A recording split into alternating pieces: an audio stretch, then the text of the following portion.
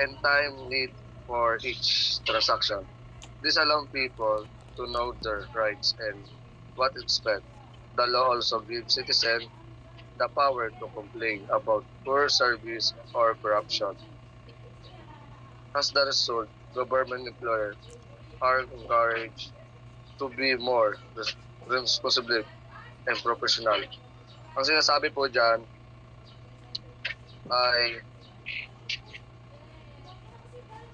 isa sa mga pangunahing layunin ng batas na ito ang mapabuti ang kalidad ng serbisyo sa mga tanggapan ng gobyerno. Nataasan ng bawat ahensya kabilang ang LTO na maglagay ng citizen character kung saan nakasaad ang mga hakbang bayarin at oras ng kailangan para sa bawat transaksyon. Sa ganitong paraan, alam ng mga mamamayan ang kanilang mga karapatan at kung ano ang dapat nilang asahan. Binibigyan din ng batas ng mga mamayanan ng makapangyarihan na magreklamo laban sa mababang uri ng serbisyo o katiwalayan. Dahil dito, nahikayat ang mga empleyado ng gobyerno na maging mas responsable at personal. Ilan po. RA 9485 also enforces strict penalties for those involved in fixing or delaying public transactions. Government workers who break the law can face suspension, dismissal, or even criminal charges. This is to ensure that only legal processes are followed. The law also supports transparency by opening communication channels like hotlines or feedback boxes.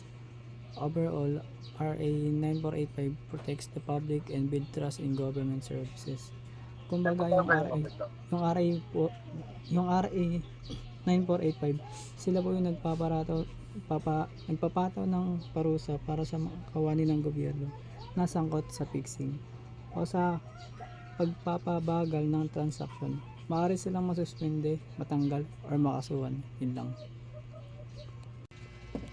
No Contact Apprehension Program Law, RA 9435 RA 943 Station.